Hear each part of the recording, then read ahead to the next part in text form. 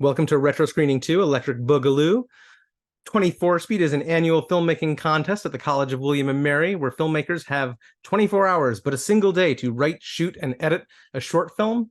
Starting in 2005 with Alumni 24 Speed kicking off in 2011, hundreds of maniacally produced short films have been made, including our 6 films tonight. I'm Ted Hogeman, class of 2009, based in Washington, D.C. And a fun fact about myself is that I went to pre-K in Nigeria. Let me introduce my co-host, Zach Kiefer. Hello. So Zach, you want to give us your name, graduation year, where you're based, and a fun fact? Yeah, my name is Zach Kiefer. I'm based in Charlottesville, graduated 2007. And fun fact is I have a metal detector. All right. Andrew Eater, if you could introduce yourself.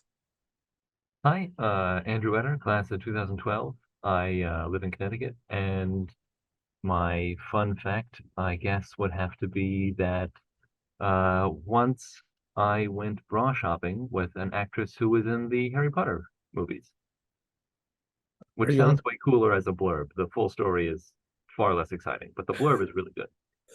Blurb is very good. Are you allowed to share which actress? I don't see why not. It was Bonnie Wright who plays Ginny. Oh, cool. Yeah. All right, Drew Darby, if you could introduce yourself. Hey y'all, Drew Darby, class of 2018, currently based in Austin, Texas. And my fun fact is that while I've only been to 4 countries, I have had a chance to visit over 30 prisons. That is a really good fun fact. Andrew Favaloro, could you introduce yourself? Hey, my name is Andrew Favaloro, William & Mary class of 2009. I'm currently coming to you from Brooklyn, New York. And a sad fact about me is that my favorite fruit flavoring is artificial blueberry. Like, I love good fresh blueberries, but I will take a frosted blueberry Pop-Tart over that every time. That's intense. Caitlin Pendleton, if you could introduce yourself. Hi, Caitlin Pendleton. I am class of 2012, and I'm located in Richmond, Virginia. And my fun fact is that, and this is appropriate to the film that we're screening tonight, because I'm a big cat person, but I'm currently trying to teach my cat how to talk with buttons. I don't know if you've seen this, where they have like your cat or dog press buttons to speak. He definitely knows what the buttons do, but he definitely chooses not to press them. So that's how it's going. Has he sent you any messages with it? I mean, the one that we're trying is outside because he likes to go out on the deck.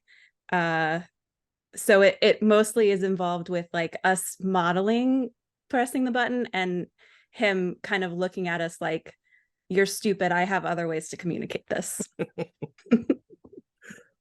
Mostly it involves destruction. So I would prefer the button. Excellent. Christine, if you could introduce yourself. Hi, I'm Christine Haley, class of 2012, K to most of you. I am also based just outside DC in Arlington. And a fun fact about me is I, for a couple of years actually, decided to do 3 separate 24 speeds, or at least have some part of my persona participate in them. And one of the ones that were actually 2 of the ones tonight are from one of those years. And Gustav, if you could introduce yourself. Hey, I'm Gustav Lindquist, class of 2007, currently based in Los Angeles. And fun fact, I was on the William Mary gymnastics team, and my freshman year, being Swedish and growing up in the Northeast, I decided to show my teammates how one sleds properly down the stairs next to William Mary Hall on a cafeteria tray and broke my ribs. And then had red shirt my freshman year. So yeah, I made it back on the team and all that. So it all turned out well. But yeah. I feel like there's a film potential in that. Not that I want to relive, but anyone else, you're welcome to. All right. So without further ado, let's get this screening started.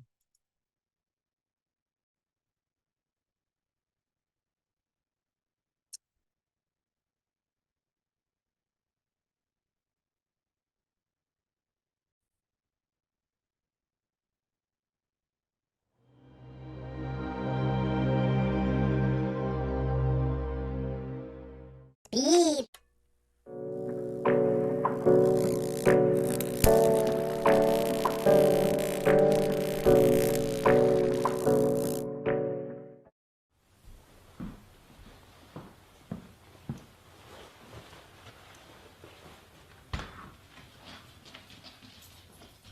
There he goes, son. Yes, Dad, I saw. And when he comes back, he's gonna want something to drink. And he's gonna come to us, and he's gonna come... Yes, he's gonna come to us. Oh, good, I've been looking for something to do with my life. This is important. You can't just sit in our recycling logos all our lives. It's our duty to quench thirst. Well, you must have done a good job with that, Mr. Half Full. Keep that up and you'll spend the night in the cupboard. Good, I like them in there. They don't tell me about what my duty is. And they know Spanish. Hola. I know you like spending time with your friends, and who doesn't? But you have to face that we don't have the longest shelf life. Our expiration dates are coming up. Dad, we're water. Well, then why do we have expiration dates? Whoa, whoa, whoa, whoa! Dad! Son! Dad, hurry back up. The human's back. I can't get up there. Not now. He'd see. I'm also covered in dog hair. Don't say that. He can just brush it off. He's not even looking. There's no time. It's your turn now.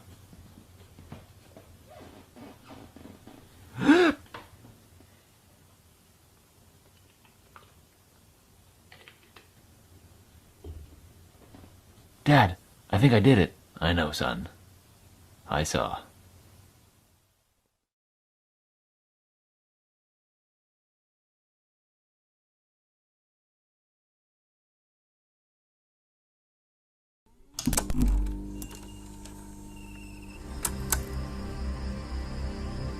You know I love you, darling. You know I love you, darling.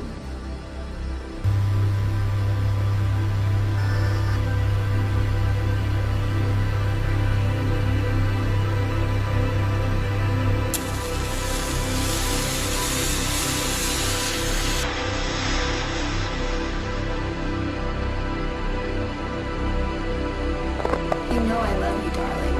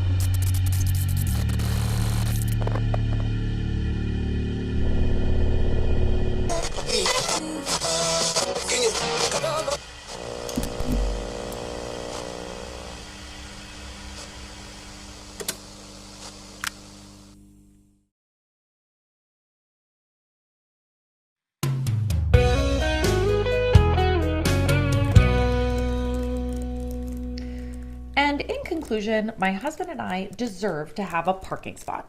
Gratefully yours, Poppy Lock. Send. Maybe writing that letter was pointless. When has the co-op board ever listened to me?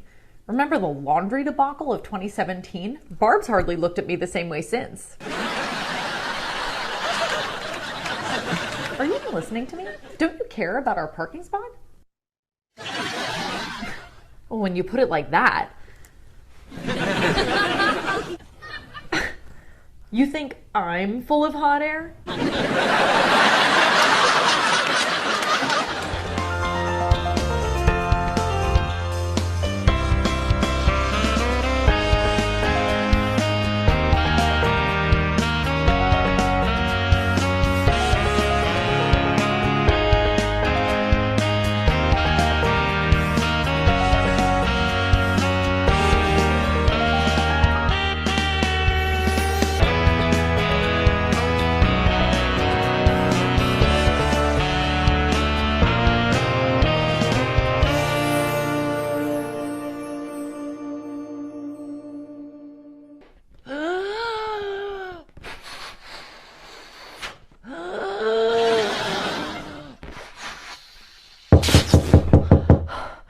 Come in.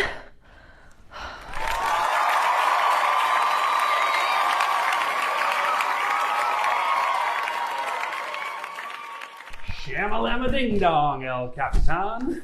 What's the haps? Just getting ready for Carl's birthday. It's his first birthday since we got married, and I want it to be special. Aw, how romantic. It looks like there was a balloon orgy in here. Ha ha. Hey, can you help me with these? I'm just so tired. Are you sure this is a good idea? What do you mean? It's festive. Well, I mean, from his perspective, isn't it gonna look like there's just a lot of balloons? I know my husband. When he walks in here, he is going to love what he sees. Well, I'll take your word for it. You know me and my missus, I never know what she's thinking. Darn, I left the streamers in the other room. Could you grab them for me? Sure, I'll be back faster than you can say maybe writing this letter was pointless. Weirdly specific, but okay. Only a few more left.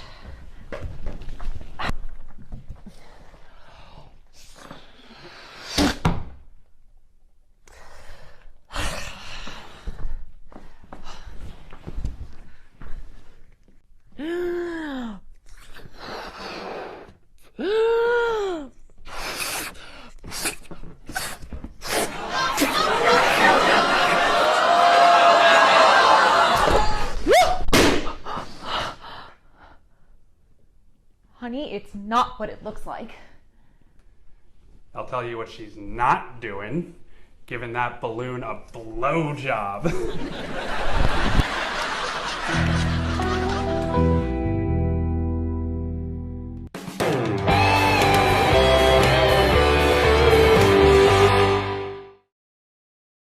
That's why you found me in here, blowing that balloon. I can see why you would feel that way. I just wanted this birthday to be special. That's just so sweet. I wish my wife would understand me the way you guys understand each other. But she is such a B word.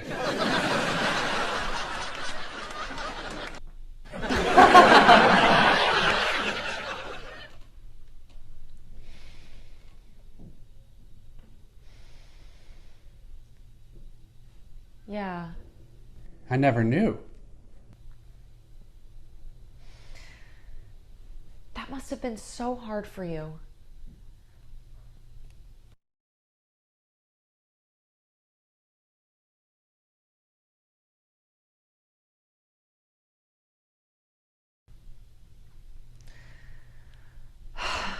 I guess I have a lot to learn about balloon culture. Or should I say, we have a lot to learn.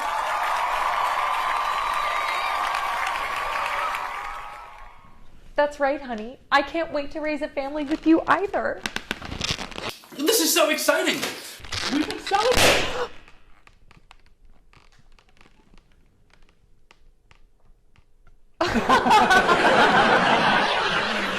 Oh, Carl.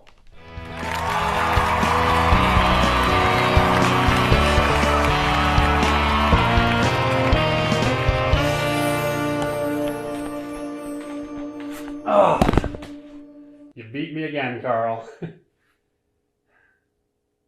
Hey man, Thanks for letting me hang out here for a while. Do you think my wife is still mad at me? I wrote her a letter.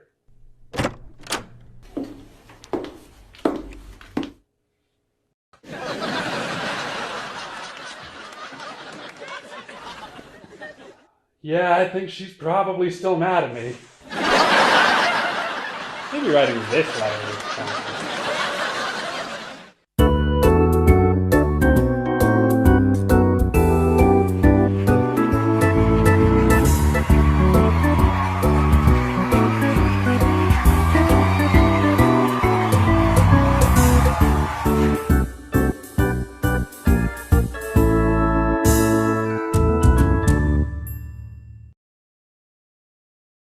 So, you'd like to learn how to be a cat. I can't really blame you. Cats are the superior species. We've cracked the door of the universe and peered into its vast secrets. And now, I'm here to share them with you. Hello, I'm Lady Martha Meowington, and I'd like to show you how to shrug off the burdens of a human and embrace a higher form of life. You humans, with your gilded towers and institutions of supposed higher learning, are still, shall we say, lesser beings. But there is hope in feline form. Specifically, a cat is made up of 3 main components: sugar, spice, and of course, murder. While humans lose most of their sugar by the age of 10, cats carry that saccharine cuteness from birth to death. To remedy this, you might try fully covering yourself in a soft fabric, or prancing about with a lithe spirit. As for spice, there is a bit of je ne sais quoi for cats. Perhaps try causing some light mayhem for no reason. Finally, we come to murder. Now, humans have a surprisingly high amount of murder already with your climate destruction, global pandemic, and what have you. So you'll actually need to work on decreasing it to achieve cathood. I'd suggest such activities as switching to self-cleaning to conserve water, and sleeping upwards of 16 hours per day. You can't commit acts of terror while in dreamland. Well, now you know the secrets of being a cat. It might sound simple, but as you humans are still struggling to master it all these centuries later, I know it can prove a bit difficult for your small minds.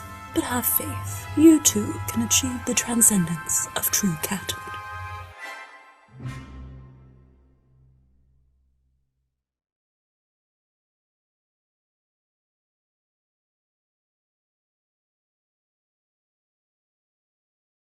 I had never known true eroticism until I met her. Well, you know that I've been looking for something to do with my life. And I think it'd be a really good experience.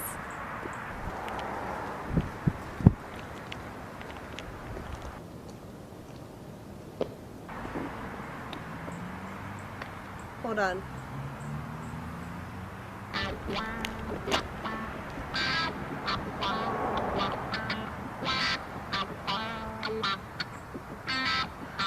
She looked at me.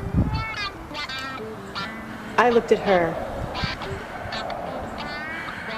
I was confused, unsure, a little bit frightened.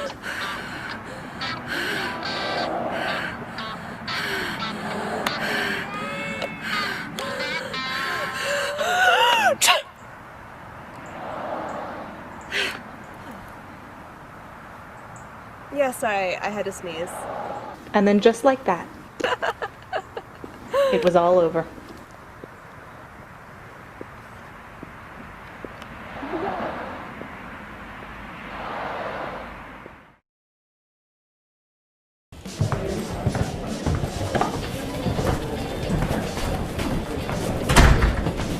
Oh God, I'm sorry. I know where you're going. God, I don't do well at parties. That's why I'm actually just leaving.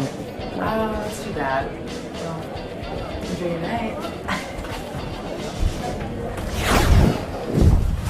What are you doing? I'm Vega. I'm an Omega Delta time corrector. I was hired by you 15 years into the future to ensure that you fall in love with that woman, or you will be unhappy forever.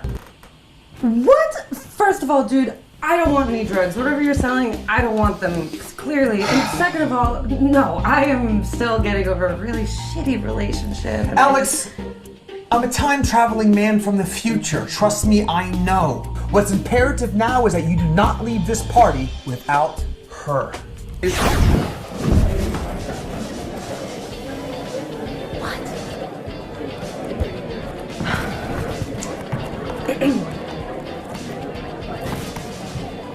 Hi, I actually decided to say. Good choice. Do you want to play? Oh, no, I hate that stuff. What is that? Ugh, you can ask Elon Musk in about 15 years. Oh, looks like a box to me. Yeah, well, time travel's complicated, okay, Alex? You could step on a butterfly in the Paleolithic era. The next thing you know, boom, it's 2034, and Guatemala is the only place to get sushi. But I hate those games. I always suck. I just get embarrassed. I just get embarrassed. Oh my god, is that what I sound like? Absolutely. Now look, that lady is gonna be president someday, and I don't mean to some book club, all right? If you wanna be happy, you gotta do things that scare you.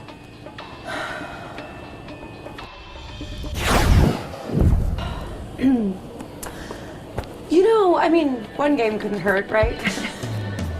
Cool, cool.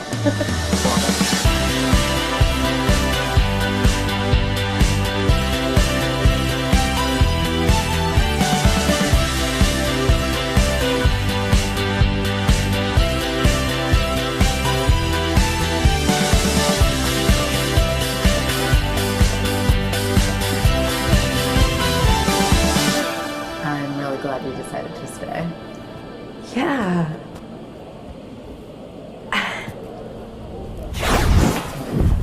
I was gonna kiss her. You're moving too fast, girl. You need to pump the brakes. Unless you want President Kanye and his National Auto-Tune Act. You okay? Yeah. Yeah. Hey, just so we're clear, this is totally casual, right? Yeah.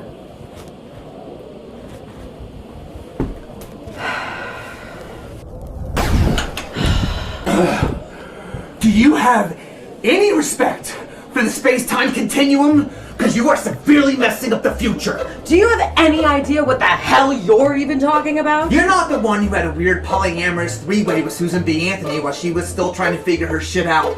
Were you? I think not. Now, I told you to pump the brakes, not drive off the cliff. Why? This is what always happens anyways. Things are going great and then I just ruin them and they end up happy with someone else anyways. Alex! You don't get second chances, but you never lose a chance to make things right. Robot President Abraham Lincoln said that. He's on the Bitcoin. Okay.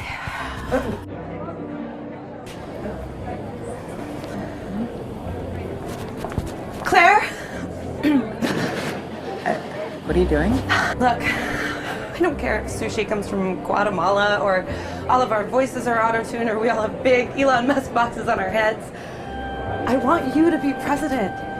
And I want to be the Michelle Obama to your also Michelle Obama. I have no idea what any of that meant, but that was the sweetest thing anyone's ever said to me.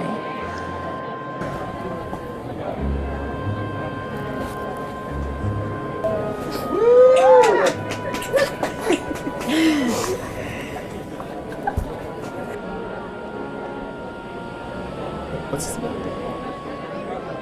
History.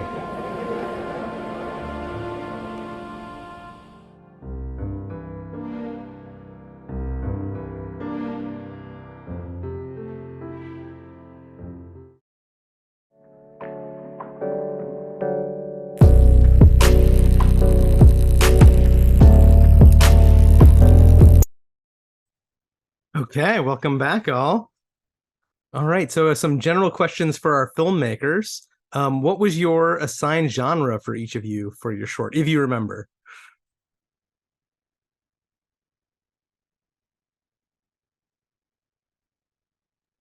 I don't remember. All right, Andrew Eder, what was yours? It was passing the torch, which I did All not right. think was a genre before I made this, but here we are.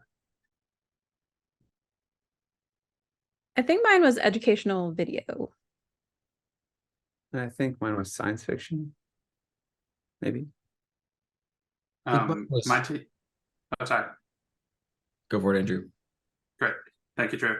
My genre was originally assigned thriller, but then we had the option to induce chaos and pick a randomly assigned third genre. And so we went with that, which turned out to be multicam sitcom. We made the right choice. I think ours was like reality based or reality. I don't remember if we paid any attention to the genre, but I think it was something. The word reality was definitely in it.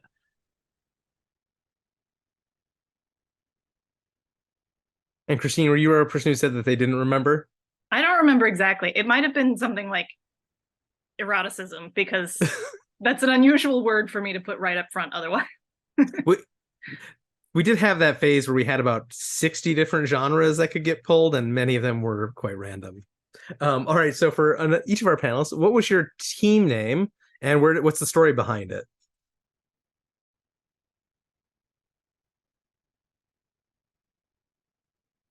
My team name would have been. You go, Drew. I took it from you last time.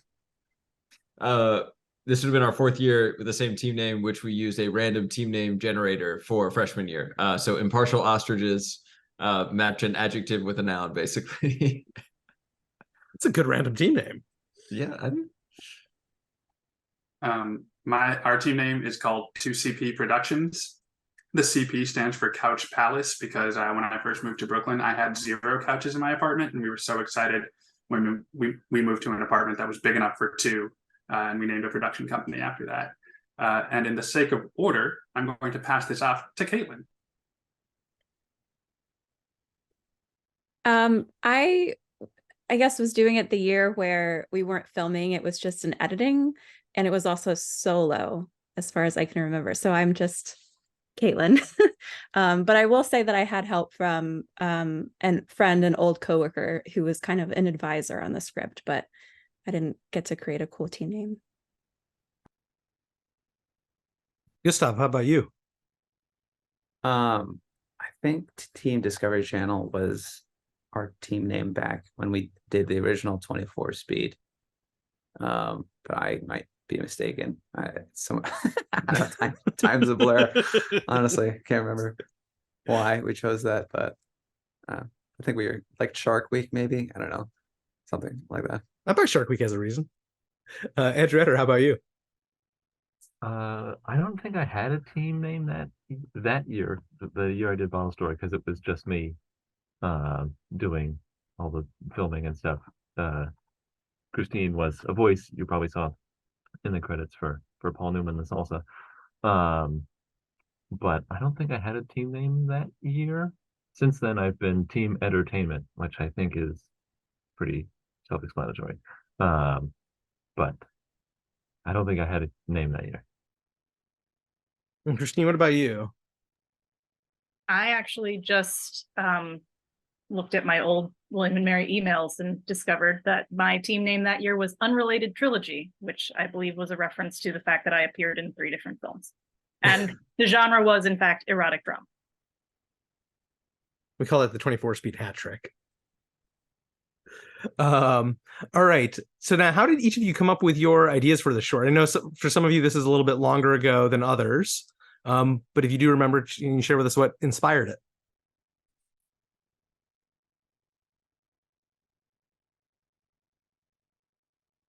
I'll take this one, if no one else is jumping in. I was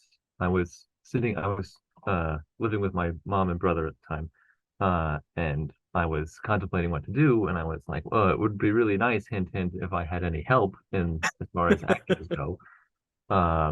And my brother was like, fat chance. And my mother immediately left the room. And then my brother suggested, well, why don't you just use like plates and have them like talk to each other like Toy Story. And I was like, that's a good idea, but I have no idea how to hold them up. So I'm going to do something that can stand on its own, bottles. And Caitlin, how about you? So it being like an editing project, I had like a bunch of footage to go through, and kind of when I saw the footage with cats, I immediately was like, I have to use this because I'm, I guess, something of a cat lady. And then from there, I don't know, there was just like a lot of really weird footage with like the people in the monkey masks and like the naked children and stuff. So it kind of just started. I guess when I saw like the monkey mask and the cats, I was like, what if I, do it from the perspective of a cat? And that idea that cats are very like pompous and look down on humans. Drew, what inspired yours? Just doing cool stuff, lighting things on fire. I don't know. Like honestly, I rewatched this. I'm like, there's no plot. I don't know what we were. I honestly, what it was is that like it was a culmination of we would just like go out and like light stuff on fire. We would drive cars fast through the tunnel, all that kind of stuff normally. And so I was like, let's just do all of it, and then we'll somehow cut it together. I genuinely, it's beyond me how we put this together. Man, you were way cooler than I was in college. Hey, cooler. Christine, what inspired yours? It's kind of a parody of that moment in like romance movies where the leads look across a restaurant or something and they lock eyes, and it just that magical moment. And the idea was pretty much like, well, what if it wasn't? And, that was it. Gustav, so this was your first time coming back to 24 Speed. What inspired yours? I mean, I knew that it was coming up, so I like put out a message to a group of friends to say, hey, if you want to help out, like, let's come up with something together. So we sat around for about an hour or two, just kind of spitballing like science fiction ideas, and knowing that we only had our house to do it in, and we kept coming back to like time travel and then sort of like divergent timelines. I'm trying to remember. I feel like there was another more specific thing that like led to like the time police thing, or like but yeah, it was no single person would take credit. It was like I think 5 people all just kind of throwing in ideas, and like for the different like future versions, it was just like people spitballing and having fun with like what would be an absurd thing. Only sushi in Guatemala, or like like the auto tune act, stuff like that. We're just having fun with it. So that is remarkably coherent for a group of people collaborating for a 24 speed. I mean, I think we just gave ourselves like a hard deadline of I think 90 minutes to figure something out, and then we spent like another hour writing, my friend and I, and then yeah, just because we knew we'd never get anything done if we didn't do it otherwise. Like that. Good tip. Andrew Favaloro, how about you? What inspired yours? Yeah, we get multicam sitcom, and the required prop is a balloon. Our co-writer Sarah Shepard happens to be a great balloon animal artist, and so like we knew that was going to be part of it, and pretty quickly came up with the idea of like, what if it was Alf but even more absurd? And so like the idea that we could hit the longest film for that year by just continually shooting a silent balloon man, like it was gold.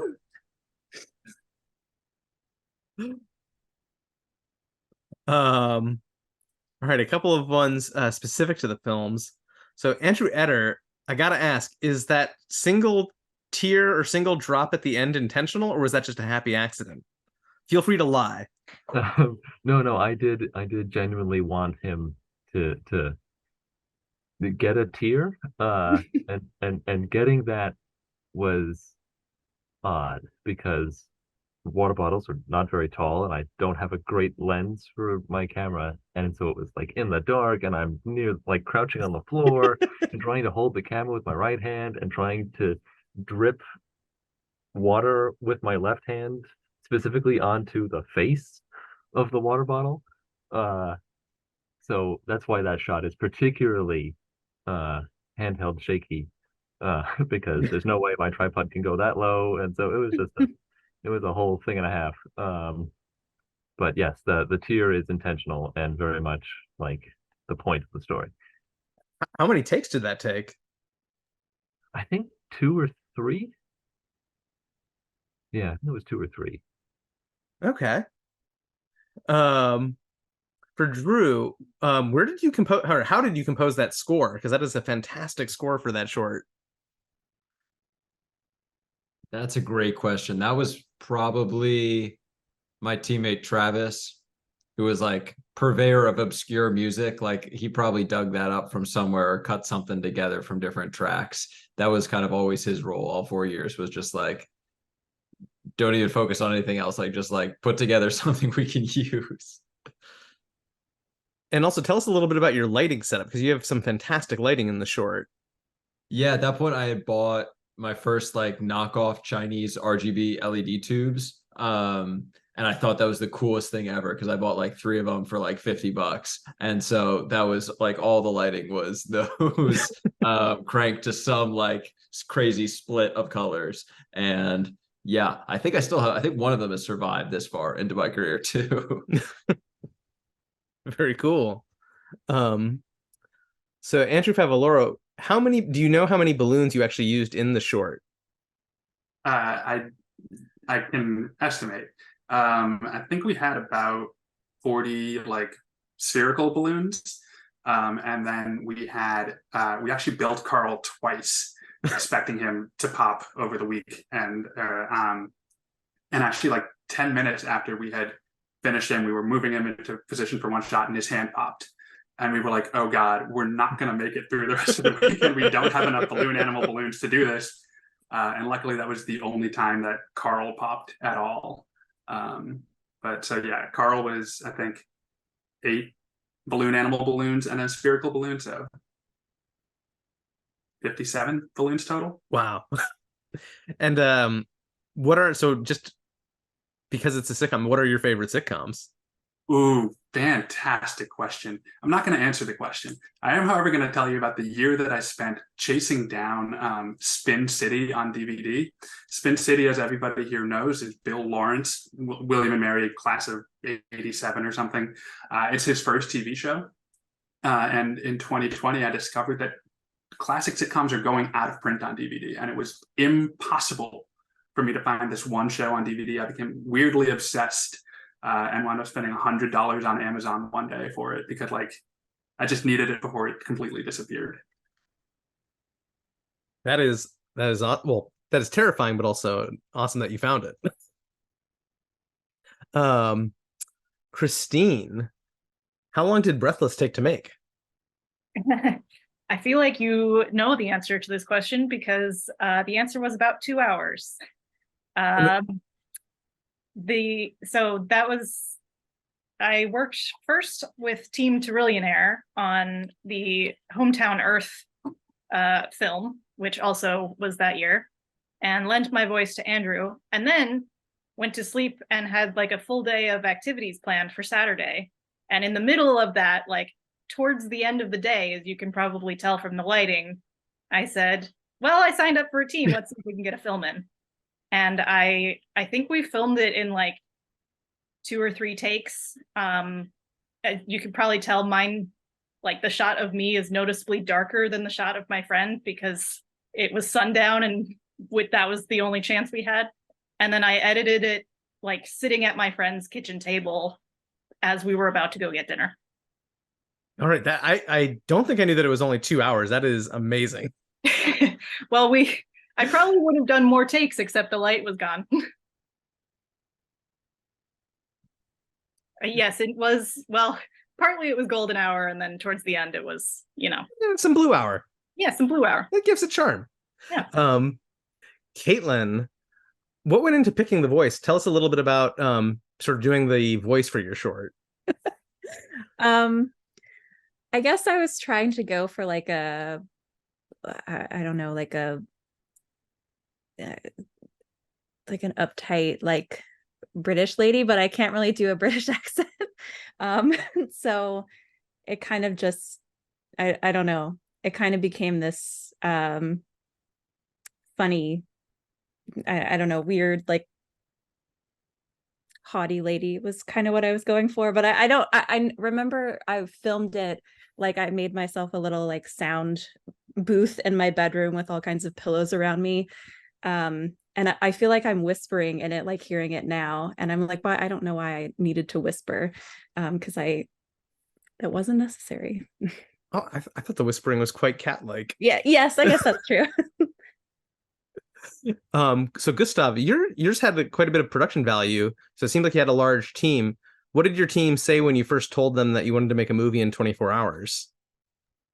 I mean, I guess I have the advantage of living in like an entertainment town where with a lot of actors and people that just like being or want to get be a part of stuff. And so I just not knowing what the genre was going to be, I think I put out like a message like I think I said like 5 days before, and I had a few people that said that they are available, and I kind of gave them the rundown of like probably not going to sleep for 12 hours or whatever. And everyone was just had a good time with I think some people brought some beers over too, so they kind of made it and actually like the party that you're seeing is actual people partying essentially. Nice. After we got the lights set up, just because you want to keep the crew happy, so that's one of the, and plenty of pizza and snacks and stuff like that. That's one thing I've learned is feed the crew, and they'll work long hours. So that might be some of the best film advice to give anybody. Yeah, at any stage. Feed the crew well, not just, but yeah. All right, so let's open it up to audience Q&A now. So if you have a question, I think just go ahead and unmute, and if we need to do some crowd control, we'll switch to raising hands. But if you've got a question, go for it. I'd like to ask a question of the panel, which is, I feel like everybody, maybe not Drew's, had an element of comedy to it. Did you at any point consider like playing it straight, or did you know that it's going to work better if in 24 hours if it's comedy? Gustav, I call on you.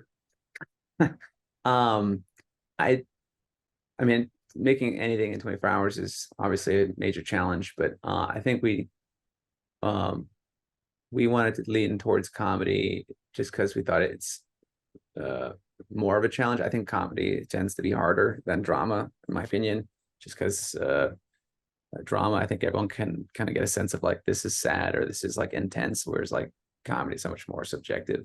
That was kind of just to challenge ourselves to do it that way. I'll also say that I make educational videos for my job.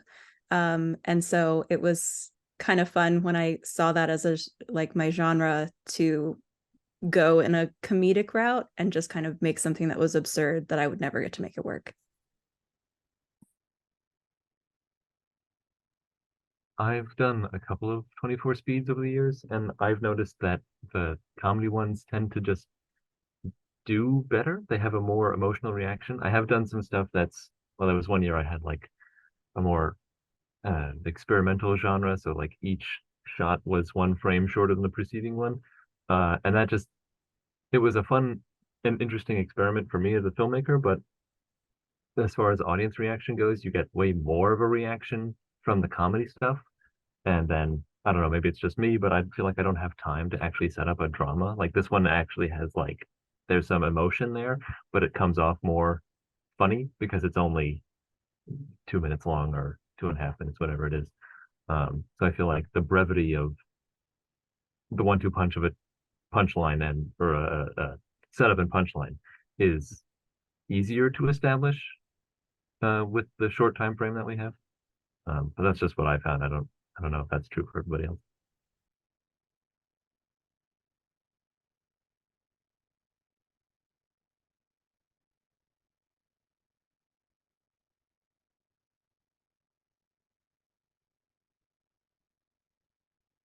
All right, any other questions for our panelists from the audience? I was going to ask Andrew Redder about the single tier, but then you beat me to it. But I was also fascinated by that.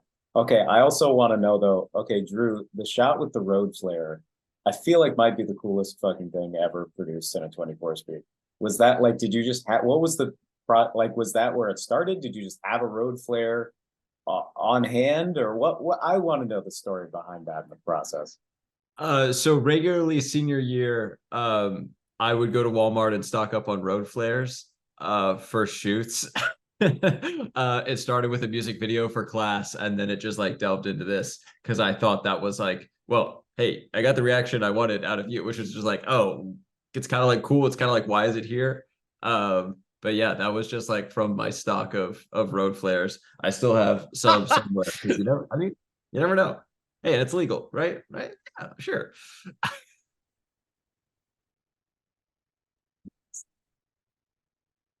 That is an even better answer than I expected. You have a stock of road flares. Hey, I mean, it's fire. Like, well, safe fire, right? Fun. I think it should be noted or clarified that Drew's film is the only one that was produced as a student at the screening. Everything else was produced as part of the Alumni 24 speed competition. So I think that's something we're hoping to do more, is maybe dig into some of the student films and have alumni come back.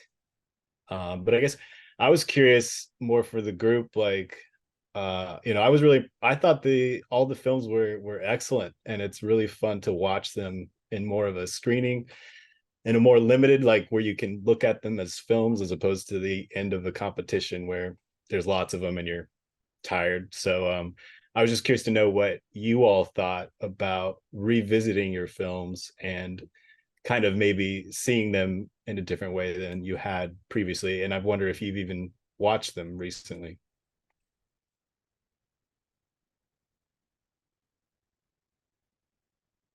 Anybody want to respond to that? I can go. I'm a software engineer. I studied physics at William and Mary. Like, filmmaking is not something I do a whole lot of, but it is something I find very fun. And so this was the first time I picked up my camera in like 6 years, I think. I noticed this time watching it, like, a couple of flaws in the audio that I hadn't really noticed as much before. And I know everybody always says that audio is like a really hard part of it, and that's why probably a very prestigious 24 speed award is best audio, because it's such a freaking headache to get right. But that's definitely something I'm going to try to be more conscious about in the future.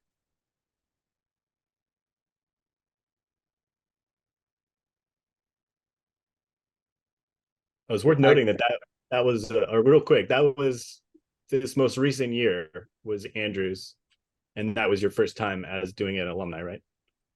Yeah.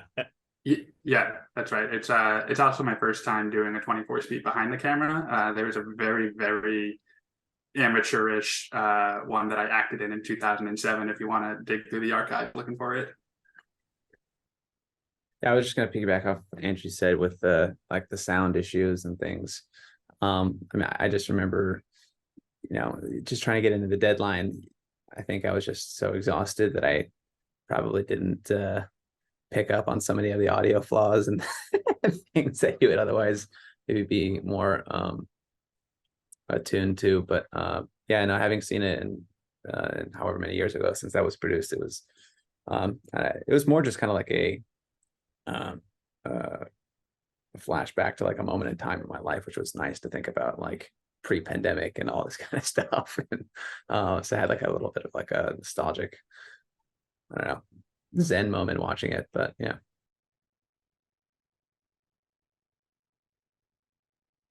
Go ahead. I had kind of the opposite reaction, where I had remembered, because of the extremely tight turnaround, that this one was terrible, and I had not watched it since. And I actually noticed the flaws less with, I guess, 8 years of distance, and said, oh, that's not bad.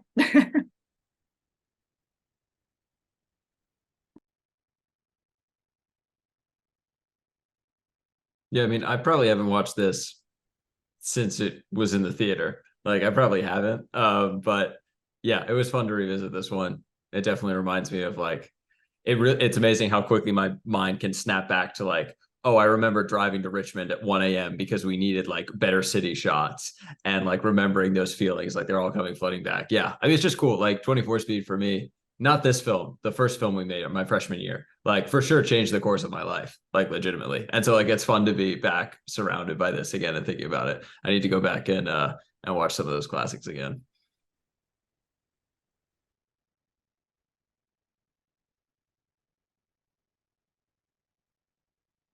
I love watching, like my old film, but I also just like kind of loved watching like all of our films. In part because every time I do, it makes me so excited to like want to do something like this again. And I think in my day-to-day life, I'll forget about how like fun and silly it can be to do something, because I get stressed out about like the 24 hours and everything. So, but then I watch these and I'm like, oh, it's not that bad. I should do this again.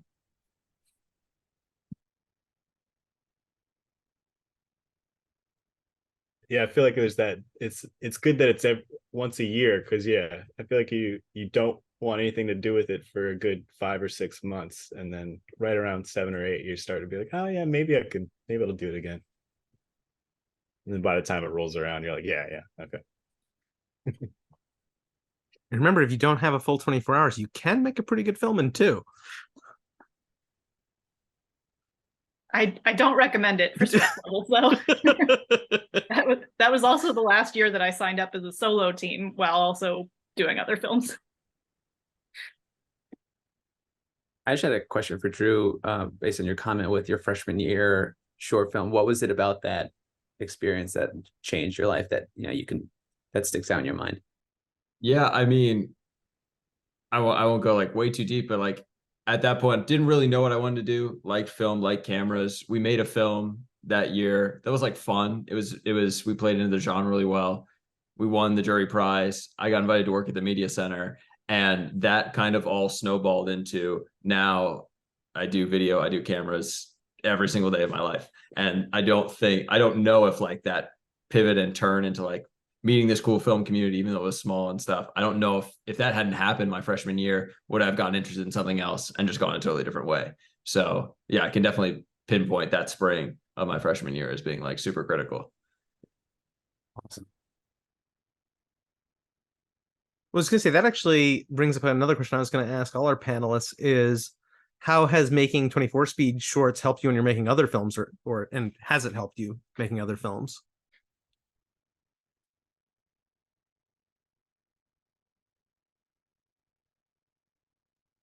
Yeah, I mean, I shared this at the beginning again, but like right now, a lot of my work, it does involve staying up for 24 to 48 or sometimes 6 hours of sleep in 5 days kind of shoots. And so, 24 speed was early prep for that for sure. But it was also like it was a good team building experience because we would just kind of assemble the team like within the hours before the shoot. And then we just figured it out together and played each other's strengths. And so that's definitely just helped me in life and in work. I guess I'll go in that I think about this in like 2 ways. I mean, in college, you kind of get to experiment, and whether it's like with your academics or kind of like your people skills and so forth, and just like a general playground. And I mean, part of me wishes I like made more films when I was there, but this was that thing that's what would force me to make something. And as school was wrapping up 2007, I had done an internship the year before, and someone I had kept in touch with, she was working for the Tribeca Film Festival, and she was like, hey, if you can come up to New York for the weekend, I can get you tickets to the premiere of Spider-Man 3. I was like, oh, big Spider-Man nerd. I went up for that and like got into the after party like through her, and then like saw Sam Raimi and like kind of like bided my time and like went up and finally introduced myself and asked like what his advice would be for a filmmaker. And he, just like very bluntly said, make something every 4 weeks. And I certainly haven't been able to keep up with that advice, but I keep thinking about like 24 speed and how it's just sort of just forces you to just not overthink things and just make stuff. And that's really where practice and getting better at it is through discovery and failure, and kind of just going for it and not having time to question or yeah, like I said, overthink it. Jumping off of that point, one of the things it's taught me is, or reinforced from my time at William & Mary, is that you have the wearing a lot of hats. So we're behind the camera, we're often in front of the camera, we're editing, we're worried about sound design and audio quality in addition to video quality.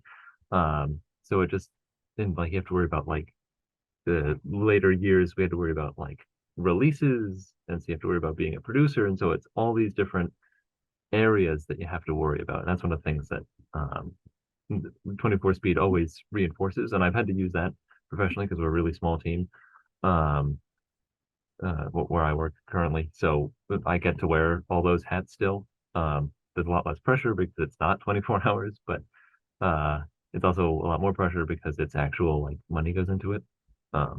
So there's that. Like Zach said earlier, this is the first time I've entered 24 speed, but in the pandemic, I did similar sort of like time crunch writing challenges. And something I really love about that, and also 24 speed, is that it forces you to remember what prioritizing this feels like. And you can kind of build up momentum, because for a weekend or for 24 hours or however long it is, like, it's all you can think about, or else you're out. And then you can kind of take that muscle memory with you and be like, oh yeah, this is what it's like to carve out time to write a little bit every day, or this is what it feels like to gather people together and do some pre-production or whatever. It's just like momentum building.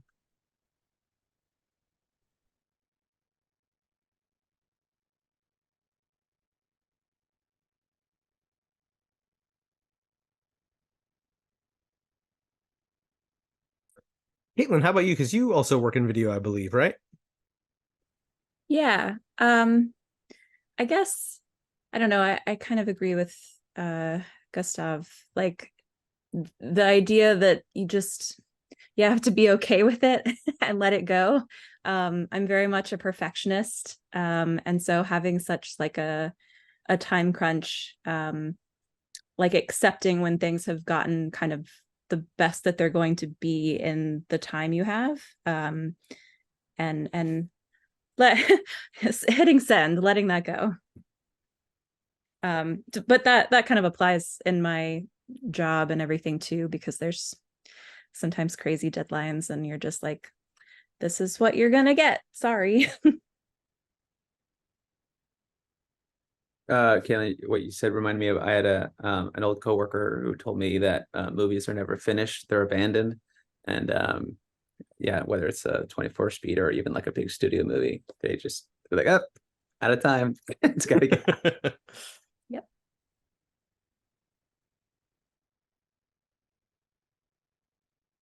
I also work in TV and film, and in some ways, the bigger team you work on, the less you get to do. And so I always look forward to 24 speed as a chance when I get to, be behind the camera or work on editing or do color or graphics, and that stuff that, even though I work in TV production, I'm not responsible for that in a day-to-day situation, because there's people who specialize in that. So it's fun to kind of jump out of my own box every once in a while.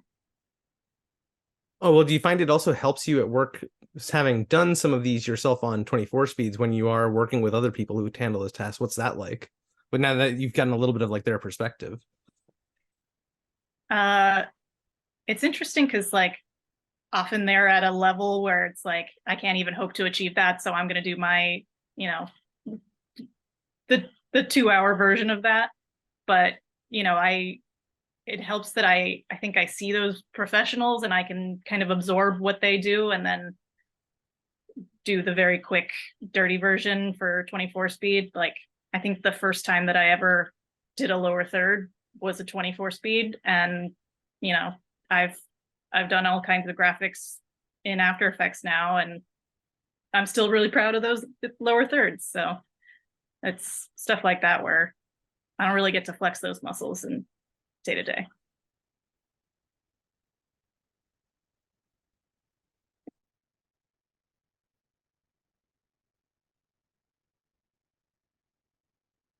All right. Any other questions from our audience?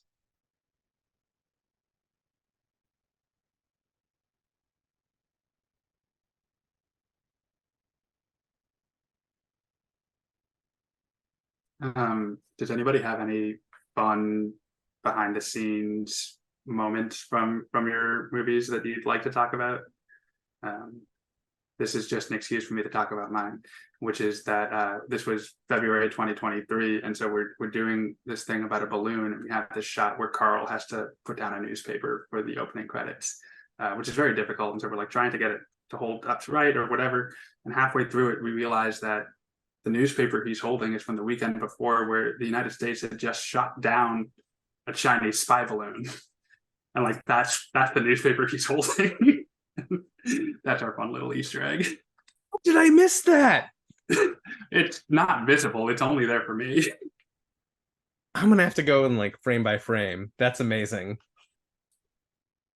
It made me think of, which I was only reminded of watching it again.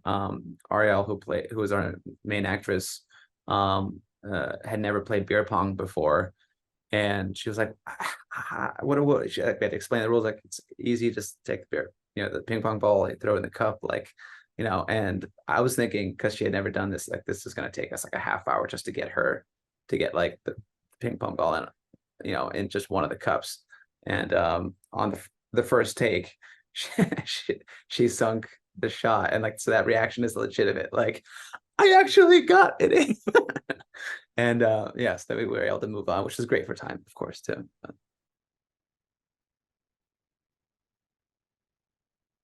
All the sound effects in Bottle Story are made by me, except for you can hear my dog walking around in the very first shot, but like the wind that blows, that's me, and then all of the dialogue is ADR'd after the fact because my brother didn't want to turn the TV off, so he has that playing, and I don't remember what he was watching, but it was like, oh, okay, you're not going to mute the TV. All right, I'll go do this later, I guess. And so it's just me in my bedroom. Like Caitlin was describing with the pillow fort, but I was just like hunched over my shotgun microphone and just like, and so I also had a like a inclination to like not be very loud, even though these two characters are supposed to be talking to each other and not whispering. But it was also like, oh wait, no, this is he'd actually be yelling. But I also didn't want to like. This was pretty early, so I didn't also want to like wake up my mom or whatever with, why do we have expiration dates?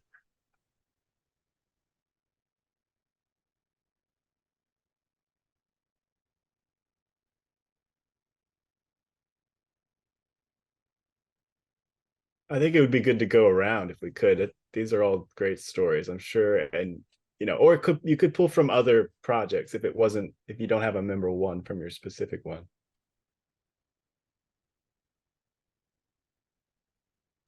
I'll share a behind the scenes for Andrew's, the Ola that was used for the salsa jar.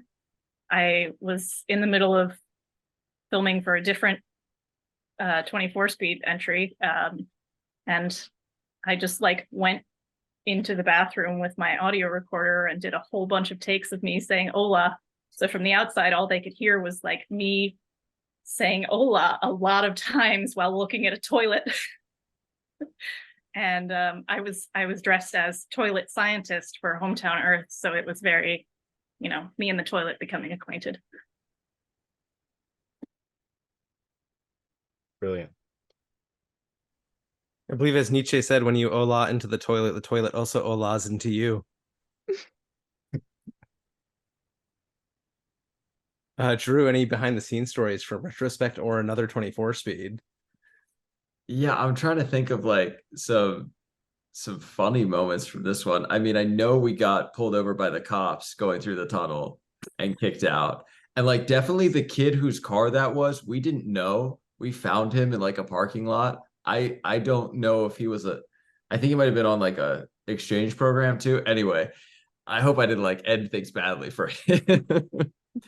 I'm trying to think of just like funny.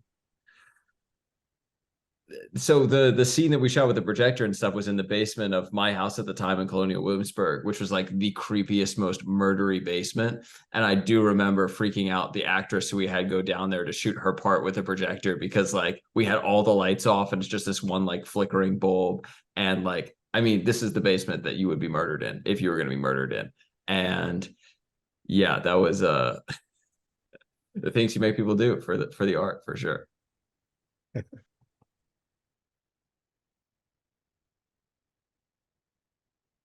For mine, I'm pretty sure I tried to get, because I have a cat and I was like, this is a video about a cat. So why can't I have like a meow or something from him? And there's nothing in the film because I, just did gymnastics trying to convince him to meow. Any other time he'll like scream at me. So it's not, I guess, funny other than just the futile efforts of trying to make a cat do what you want it to do when you want it to do it. Cat resistance is always funny. Well, that's one of the rules of TV, right? Don't work with kids and don't work with animals. Absolutely.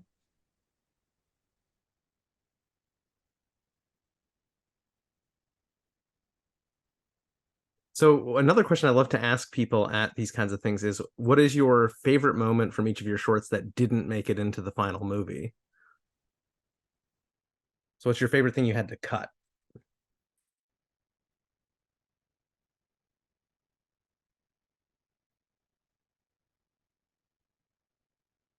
We originally had a longer commercial break planned that was going to be the more you know style PSA, but it was just the balloon. It was going to be 20 seconds of silence and then VC.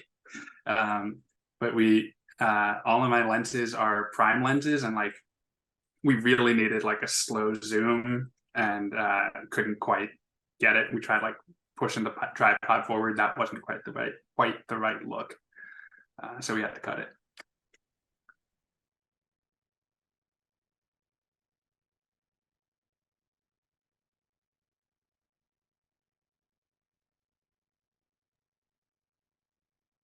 I think the part in mine about like humans and murder was a lot longer originally.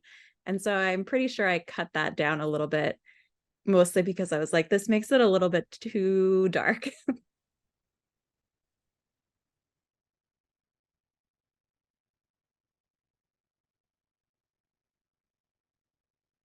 Did everyone else was able to get everything in then?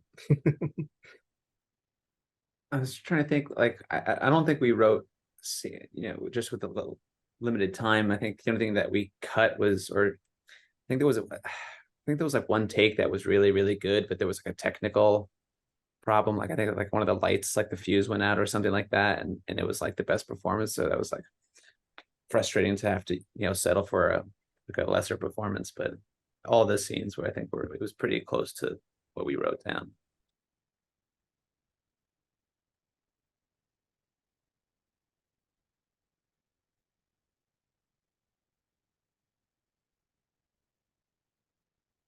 Well, I'm curious, has anyone used these films, for other reasons? Like, have you used them to show people your work? Have you thought about putting them in festivals, or were they pretty much second you were done with 24, you never looked at them again?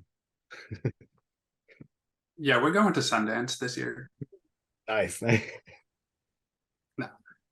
I've shown it to a few friends, partially as a calling card to get them to join my 48-hour film project team, which is shooting in 6 weeks. Oh, and if I pay the registration fee soon. So does that mean you're on a path toward doing many timed filmmaking competitions? That's the plan, man. All right. I keep spending money on camera equipment and audio equipment, and if I don't use it, I don't think it's a fallacy per se, but it is definitely a sunk cost.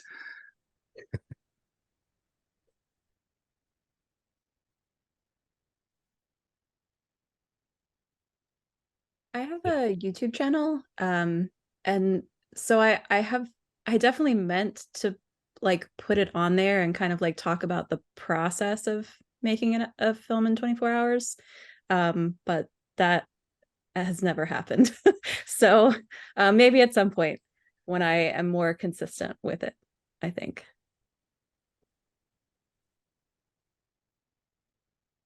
That's actually a really good idea, Caitlin. I might steal that for my own YouTube channel, which is in desperate need of like revival. That'd be a fun story to tell. Yeah, I don't think I ever used definitely shots from these though made when I was just hustling trying to make like reels and stuff to get jobs and stuff. Like definitely shots from these films made it in some form or another. So I was just like scrapping for anything at that point.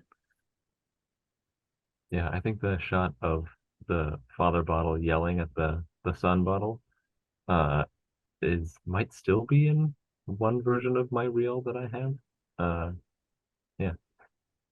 But I definitely, and I like if I'm gonna show anybody my 24 speeds, this is probably gonna be the one that I'm gonna show people because it's the strongest narratively. Uh so yeah, going back to an earlier question about like, well, have you looked back at it? Like, yeah. Of all of my 24 speeds, I look back at this one. So I have the opposite answer. Of all of my 24 speeds, this is the one that I had never looked at again. I've shown people other ones, but never this one.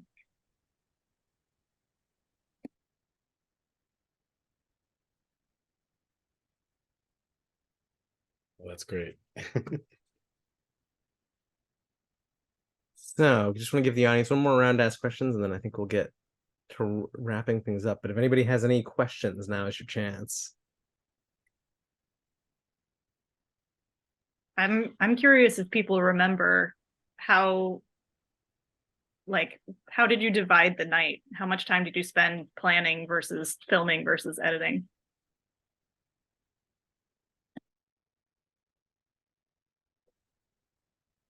I remember because it was 6 months ago. So we brainstormed for maybe 2 hours before we came up with the final concept. We wrote it in about another hour or two while we were like setting up the shots and rearranging my living room to give it that sitcom feel. We shot 2 scenes that night, and so we wrapped at 2 a.m. and then while we were shooting the rest of it in the morning, those 2 scenes were being edited. We stopped at 2:30 and the rest of it got edited, and we finished with the deadline 7 o'clock. I think we finished at 6:23. Yeah. When is it normally announced? Like, is it like the launch? Is it like 5 o'clock or 4? I can't remember. Usually the kickoff starts at 5:30 with the official start time being 7 p.m. Friday to 7 p.m. Saturday. Okay, so yeah, so 4 o'clock LA, I think whenever that wrapped, like it was like a half hour maybe. So like I think like 4:30 to about 6 we were brainstorming, and then we wrote 6 to 7-ish. And then we filmed pretty much from there until like I want to say 4 in the morning. And then we packed up the house for about an hour, and then I started editing from like 5 until maybe like 90 minutes before it was due, and then just prayed that the export and upload would go that fast. And yeah, so and then I remember it posting and then just back. So wait, clarify that for me. So that 5 p.m. that you started editing, or 5 a.m. that you started editing? Oh, 5 a.m. 5 a.m. Wow, okay. Yeah. And I edited until like, yeah, just before like the last possible minute.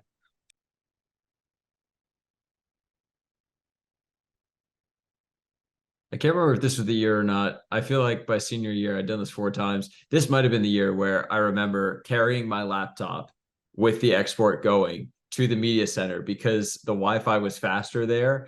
And so I knew I could plug it out because like that's how close I remember cutting this one, because we wasted, like, I remember driving to Richmond. There are like 4 shots in there from there. I don't know why we decided we wasted so much time in the shooting. I don't think we planned it.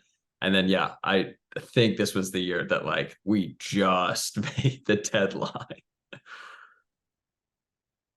Yeah, I feel like my memories from filming things in like 2007 and until like 2015, exporting took a lot longer. And this year I was like, we gotta leave time for the export. We gotta leave time for the export. And it was done in like 10 minutes. Because I guess Adobe Premiere is much better than Final Cut 7. Who could have guessed?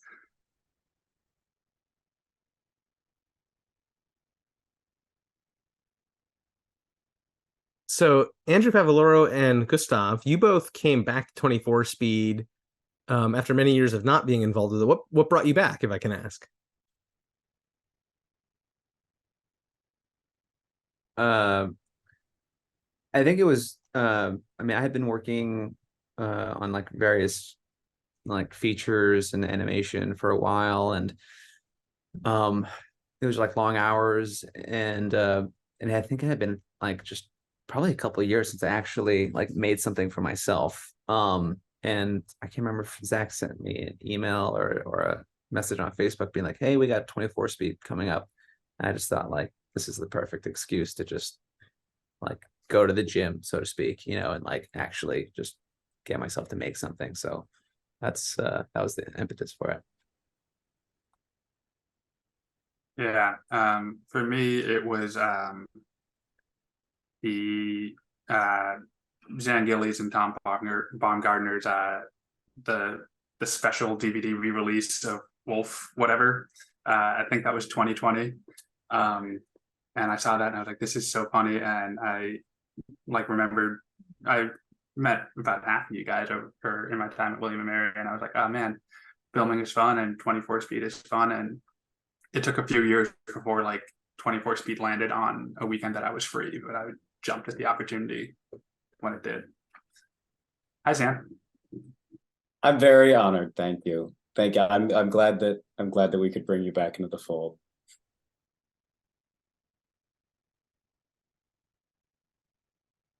All right, and one last question for our panelists, kind of a big one, but what would your dream film shoot be if you had all the resources in the world to do any project? What would that project be?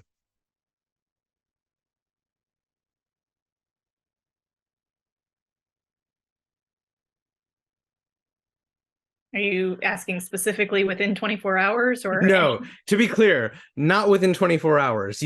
All the resources in the world includes more time than a single day. I'm going to talk more about Bill Lawrence if that's okay. Please. But they filmed Scrubs in an actual abandoned hospital. Like they put an editing bay in the basement. They built JD and Turk's apartment in like an old room. Any swing set they needed, they just like gutted a hospital room and turned it into a swing set. I find that so freaking cool. And so I would love a situation like that where like it's not on a stage, but it is just like an abandoned building that you've completely taken over for 8 years of a sitcom.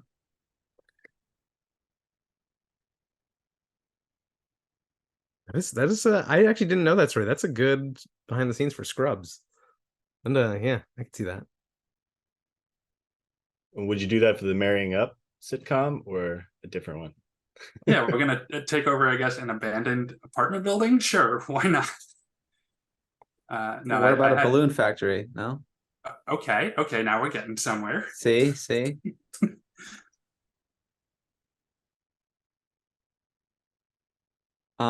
I guess I've been working on a feature script, a horror feature script for like the last year, and just been on my mind a lot. And yeah, if I had all the money, I would make that because I think it's a great concept, but horror movies are the only ones that seem to make any money these days outside of big studio blockbusters and whatnot. So it's tough business.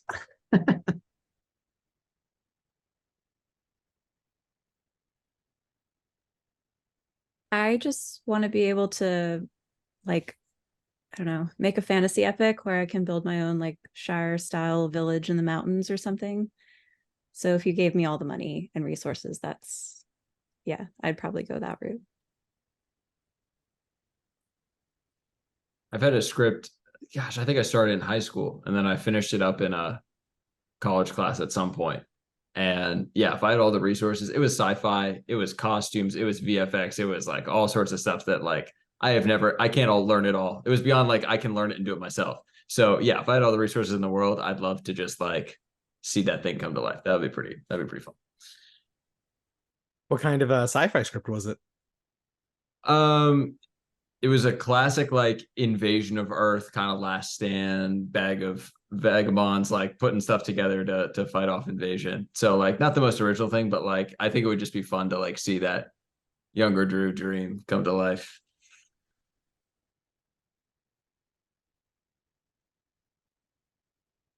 Christine, how about you? I mean, if I had like unlimited time, money, and access, my dream would probably be to do a documentary about like NASA or some kind of space travel and go film the astronauts. That would be something I would want to do.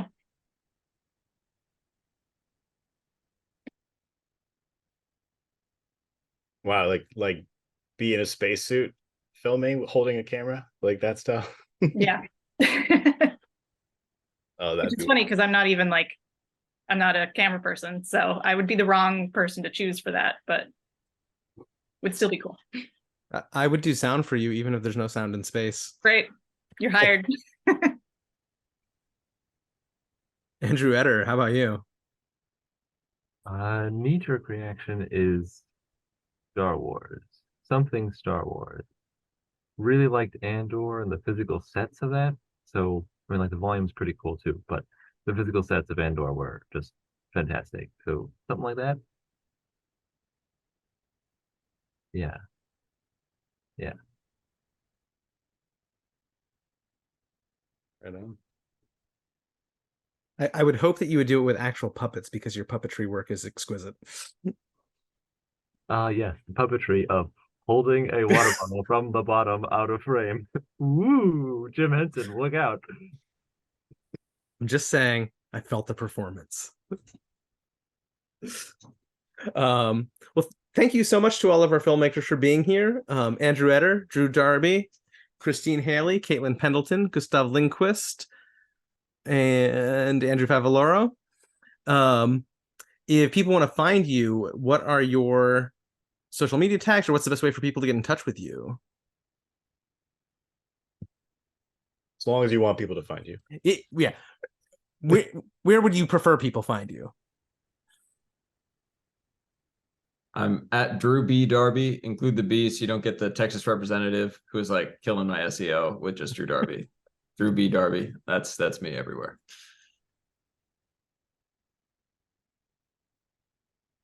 I'm at I Imagine Blank. I'll put it in the chat on YouTube and Instagram and pretty much any social media, but those are the ones that you're going to find me most on.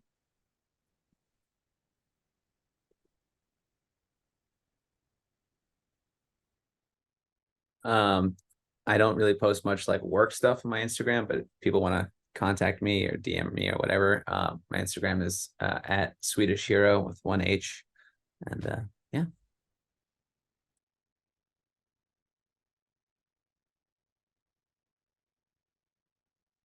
Yeah, I'm not much for social media, but if you want to send a letter to a PO box, just guess a number, you might be right. I believe Andrew can also be reached by a balloon. Just put it up to a helium balloon and let it go into the sky, and he will receive it.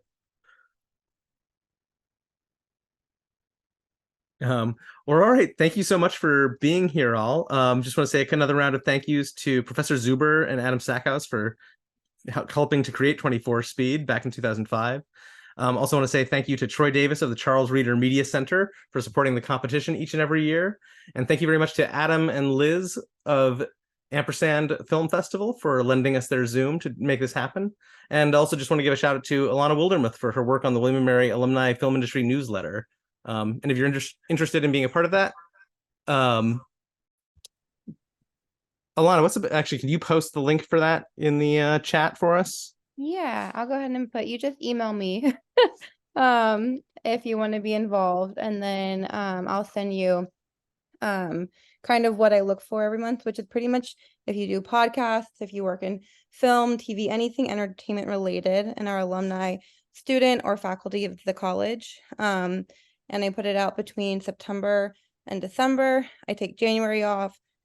Then I send it out again between February and May, and then I take the summer off. So kind of follow the school year schedule. But it's just been really cool to kind of feel connected to students and alumni and know about what people are doing. So you'll just email me there. And yeah, I've been doing it. I think this is year 8. No, 9.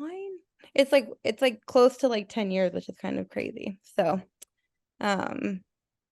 pretty proud of it. So yeah, if you are interested in getting it and you aren't on the listserv already, go ahead and contact me. Yeah, it is an excellent resource if you want to connect with other alumni or just see what William & Mary people have been doing in the media space. And as one last thing, Zach and I have a little something to announce. We're actually planning to do an off-season 24-speed event.